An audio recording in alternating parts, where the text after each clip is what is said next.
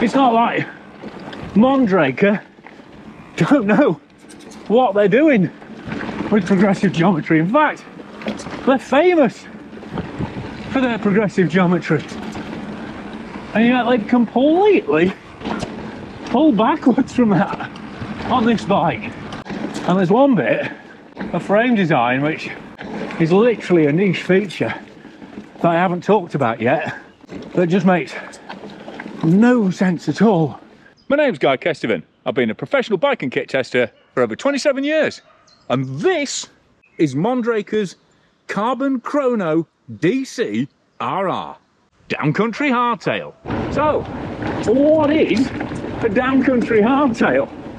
It's a troubling phrase, is downcountry, but basically it means cross-country, but with more fun. So what you've got on this Chrono DC is a lightweight XC frame, but with the geometry built around a 120mm fork, and then sturdy trail wheels to keep it sure-footed. And the whole kind of downcountry thing, they're really popular. Full suspension, loads of options there, but practically none in terms of premium hardtails. Quite a lot of aluminium ones, but in terms of having a carbon frame, there's only really the Yeti. And in terms of that downcountry spec, that mainly manifests in this 34 step cast fork up front, factory spec, and Crossmax XLS wheels. And if those Crossmax XLS wheels aren't enough of a hoo, they've got 2.4 inch Maxxis Ardents on them, which I've not seen since I last tested a Voodoo from Alford's. But then, seeing as everybody else is floundering in the mud, they're doing all right. And the rest of the spec is a real mixed bag as well. So it's all SRAM, but you've got GX chainset and rear mech. Then you've got NX shifters with a separate band on clamp. NX cassette, so it's only an 1150, not a 1052. And it's on a Shimano HD style free up. And then you've got an SX chain. So in fact it is a bit low rent for a £3.5 bike, especially as you're only getting basic level T single pot XC brakes to do the stopping with. But the quality of the suspension in the frame definitely elevates it into the premium ride quality at least. So then you've got a 60mm downturn stem and a 760mm alloy flat bar. So that's definitely in the XC camp, even though the head angle, it's the 67.5, I would say, was a downcountry trail level. Really is a lot to unpack with this Chrono. But they do an alloy version as well. But it's surprising the carbon versions get this 1100g stealth carbon frame set, and it is absolutely drop dead gorgeous. Everyone who's seen this bike tonight has gone, now that is a looker. That almost blade like top tube and seat stays, and a part of that Mondraker aesthetic, but also part of the real sprung life of this frame, which becomes very obvious when you start picking up speed on descents in terms of smoothness, but also in terms of a fair bit of steering flex if you're anchoring on hard like that.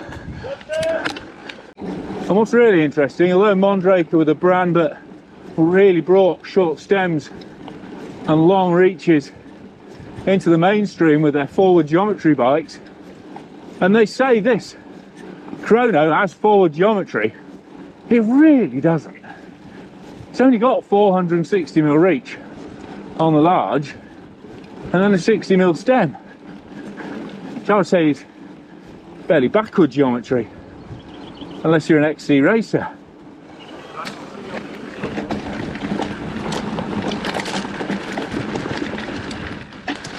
So that means it's not as stable as it could be, but it's great fun on little nip and tuck sections like this, where you're point and shooting through little twisty riverside bits. Although to be fair, it would be even more agile with a short stem on it.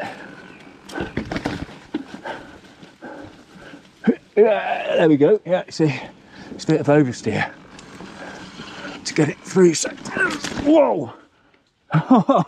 Yeah, okay.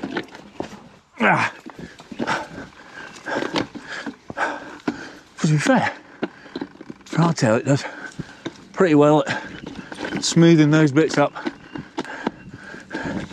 keeping you connected better than some suspension bikes I've ridden, which have a lot of low speed compression.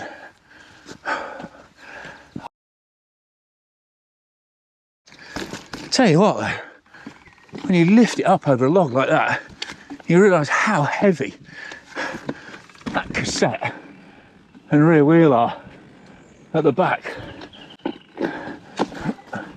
They really are a dead weight. It's like having an e-bike motor in there. And that definitely cuts into the acceleration as well. Definitely left wondering what this bike would be like with lightweight wheels, because it really doesn't need that 30mm rim width, I don't think.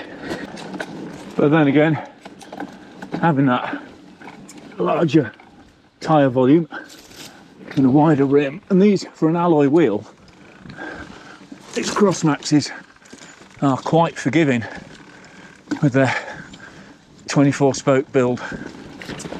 Does mean you can sort of power up and through more lumpy stuff using the compliance of the frame and the rear wheel and tyre than you would on a stiffer hardtail. It's actually given me real chisel vibes in terms of how fluid it is, and also even though it's actually a lot slacker in the head angle than that bike, because it's quite twisty and twitchy,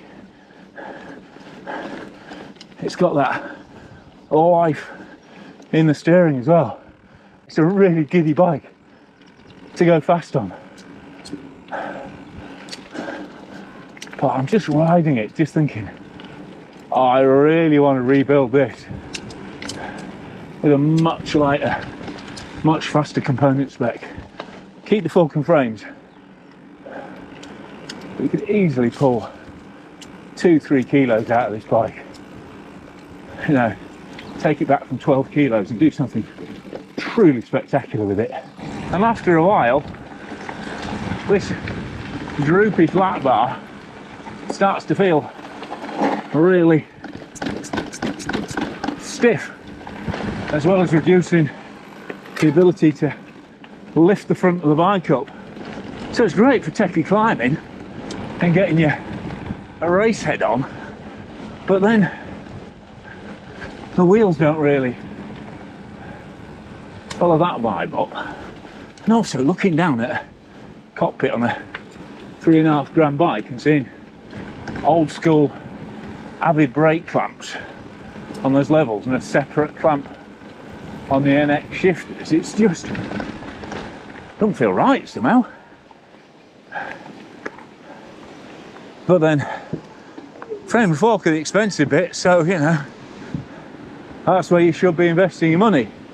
It's just a confusing bike to assess. Oh, and having remote underneath and for the fork, and then drop a lever on top. It's definitely something I don't miss on bikes gone by. Not enjoying having that back in your life. So. Right, so second ride now. I had a bit of a time to think about this bike. It was getting too dark before, and to be honest, that cross-country ride, towards the end I was really struggling, because although this is definitely smooth and forgiving in the frame for a hardtail, that means it doesn't actually, well, it's great across, as I've said, great for traction up sections like this, you know, nice connection, feels almost like a short travel suspension bike, but in terms of getting the kick through the pedals and onto the ground, you're definitely losing something, and you're losing a bit in that bladed top tube as well when you're really wrestling the watts through. Plus, these tyres and these wheels feel pretty steady as well, so it's definitely not a cross-country bike. But then the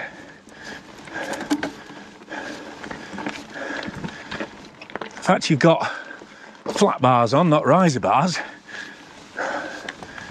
and the geometry means it's not really a trail bike either.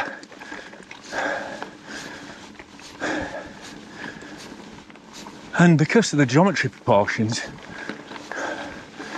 you know, you're going to struggle to upgrade. Because I'd love to, you know, play around with this. Put a riser bar on it, short stem, make the handling a bit more responsive on descents. I mean, to be honest, the handling works great up front in situations like this. On an XC climb, you know, having a flat bar and a droopy stem, 67.5 degree head angle, you can see, you know, it's tracking nicely round here. But it's very much a cross-country vibe, and it's said in the captions before, you know, it's not even as slack as the new F Podium full suspension race bike. That's half a degree, I think, even slacker. And the seat angle is relatively conservative on this bike as well. Before you even get into the reach, because while it is, you know, 13mm longer than the XC Chrono, let's go up here and do a proper drop into it. It's still 20mm shorter than that F Podium in a large. So it's not like Mondraker don't know what they're doing with progressive geometry. In fact, they're famous for their progressive geometry, and yet they've completely pulled backwards from that on this bike. And there's, you know, as much as you could change the componentry, get it a bit more trailified, it's already relatively heavy. You know, for something with such a light frame, 12 kilos is already relatively heavy. And because it's in parts like the cassettes and the wheels, that really affects the responsiveness of the bike.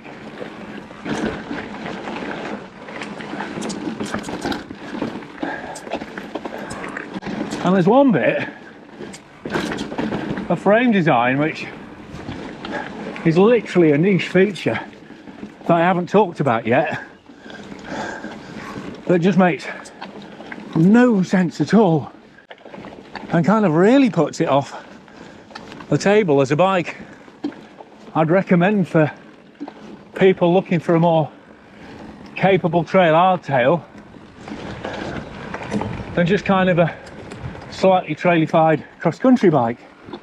And that feature are these inset fidlock bottle mounts, which, you know, make sense in terms of keeping the bottle right slammed down into the down tube there for a really neat look. And on the full suspension bikes, which is where we first saw them from Mondraker, you know, it makes some sense. I mean, it makes construction a bit more complicated. It probably adds a bit of weight into what could be a simple wall tube. But the trouble is, when you put them on the seat tube like that, it really restricts your dropper height.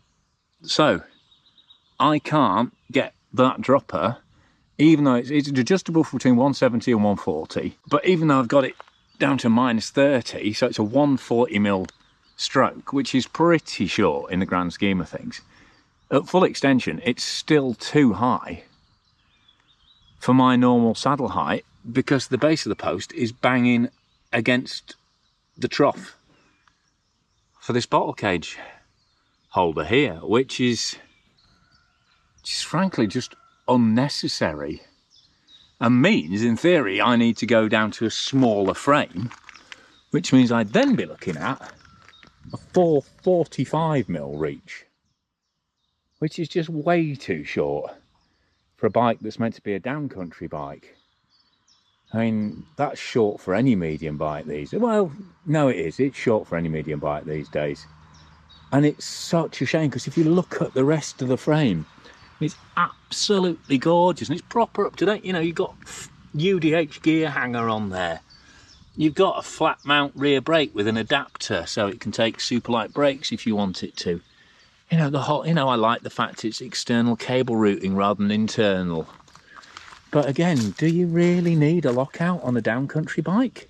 If you remember that there's already a Chrono XC bike, and this is meant to be the DC bike, and you've got flat bars, all this lockout, you've got this really complicated lockout remote setup here that kind of all interferes with itself, and it being Fox, you actually have to open the fork. You know, its default setting is locked, which always feels a bit weird to me. You've got basic brakes, you've got basic NX shifter on here, and that just doesn't look like £3.5 grand's worth of bike. And the bars are pretty stiff, the grips are pretty stiff, so although the frame and the wheels actually do a good job of kind of sucking the stiffness out of that Fit 4 damper on the fork, it's still quite hard on the hands on a longer, you know, harder ride. And again, you know, talking about the spec again, I mean, I guess the wheels would make sense if the rest of the bike were trailified, but it's not really. So you've got an 1800 gram 30mm wide wheel set that feels pretty soft, and a frame that already feels soft. And well, you know, we've got GX highlights in terms of the rear mech and the crank. That's an SX chain and an NX cassette, and those things are not only super heavy, but they sit on a Shimano old school HG style free hub, so you'd have to go aftermarket rather than SRAM if you wanted to upgrade the cassette to a lighter cassette without upgrading the free hub, or change the free hub. So again, it just complicates matters really, and it's just quite a confused bike at the end of the day. And because of the way the geometry is, and because of the seat post extension, I can't even see a way. I mean, I love the look of it, and I always kind of, if I have an issue with the bike, I really try and work around it by changing kit on it and stuff like that. But the kind of frame issues are so fundamental that if you do want a more progressive geometry, then yeah, you're just not going to be able to get that out of this bike by changing frame size or, you know, fitting a longer post, driving riser bar and stuff like that. It just isn't the right shape and doesn't have the right potential to do that with it. But then, you know, maybe this will go over massively in Spain, where they have a different interpretation of Downcountry to the one that we have over here, and, you know, maybe the, you know, but again, you know, well, I don't know. I hope it does. You know, I hope Mondraker sell a load of these in Europe, and then, you know, we get something slightly different over here with geometry that's a bit more like the Rays or even the F Podium, because that's the Mondraker I kind of expected. I'm almost kicking myself for not looking at the geo charts beforehand, but then again, you know, well, it's not great for Mondraker to have me going, no, I just wouldn't. It's good for the channel that occasionally, you know, I get to prove that, you know, I am completely honest in my view of the bikes. And as much as I've loved every other Mondraker, I've swung my leg over probably since the Foxy XR, the first forward geometry bike I rode, which had a dreadful spec for the money, but totally blew us away on the Bike of the Year test, what mountain bike, which must have been like 2012 or something like that. Ironically, that had Ardents front and rear as well. And I remember them going, you can't have a bike that won Ardent. It had like a double chain set. It didn't have a dropper. So again, that was mixed spec. But because the geometry was so outstanding, it just blew everything else away. And unfortunately, as gorgeous as it looks, that's just not the case with the Chrono Carbon RRDC. So there you go. That's my live ride review and quick talk around on the Mondraker. Obviously my opinion is personal and it's based on what I like to ride and my preferences for geometry and stuff like that. This might still be the ideal bike for you if those numbers make sense and you look at that spec and go, no, that's a bit of me, that is, then awesome. It's great that this bike is out there for you. But for me, it literally doesn't shape up as well as all the other Mondrakers I've ridden recently. So, hopefully I'll be getting more from the brand. Like to get a raise in, like to get, you know, I'm actually interested in getting some of their new e-bikes in as well, because they've got a whole range of new lightweight e-bikes that I'd love to have a go on as well.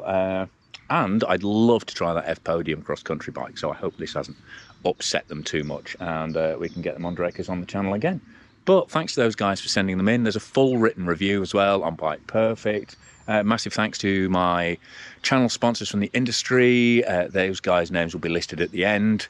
Please think of them when you're shopping and support them in the same way that they support me. Massive thanks to my Patreon subscribers who get early, exclusive and extended interviews, who get early, exclusive and ad-free edits as a thank you for supporting me on a monthly basis. So if you really like what I'm doing with the channel, please consider supporting me on Patreon. But if you can't afford that, click for notifications, click for subscriptions, give this a thumbs up, like, and tell your mates about it, because the more people who watch and the more likes I get, the more YouTube turns the spiral upwards. And it's going well at the moment.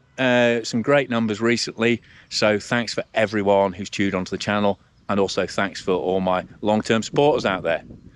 But for now, I've been Guy Kesteven on Guy Kes TV, getting a little bit bewildered by the new Mondraker Chrono Carbon RR DC. An absolutely beautiful bike with some real smooth flowing lightweight potential, but with a geometry as confused as the components they fitted it with.